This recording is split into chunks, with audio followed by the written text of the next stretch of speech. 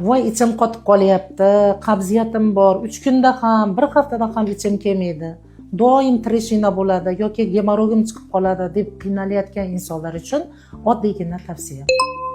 Sizga nimalarni yeyish muhimligini emas, nimalarni cheklash muhimligini aytaman. Oq nonlarni cheklaysiz 3 kun davomida, yog'li, qovurilgan o'ta shirin mahsulotlarni ham cheklaysiz, gazli ichimliklar umuman ichmaysiz, ayniqsa shirinliklardan voz kechsangiz 3 kundan so'ng sizda qanaqa natija bo'ladi? Birinchidan ichak ochiladi. Ikkinchidan peristaltika ishga tushadi, ya'ni axlatni surib chiqarish. Uchinchidan ichaklar tozalanishni boshlaydi.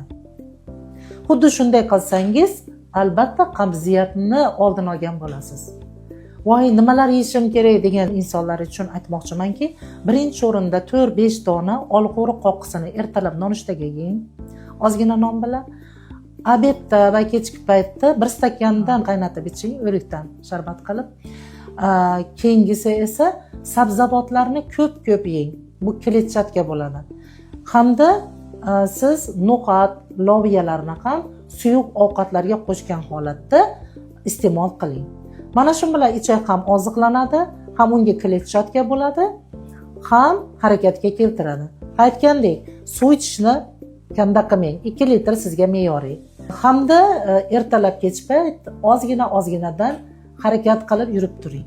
Qarang, oddiygina tavsiya orqali siz batamom qabziyatdan qutulib ketishingiz mumkin. Agar shundaqa eplolmayotgan bo'lsangiz, tayyor oziqalarni men sizga aytaman. Trigelim, Epamon 1, Baykal 5 choyi. Mana shu kompleks sizni qabziyatdan batamom xalos qiladi.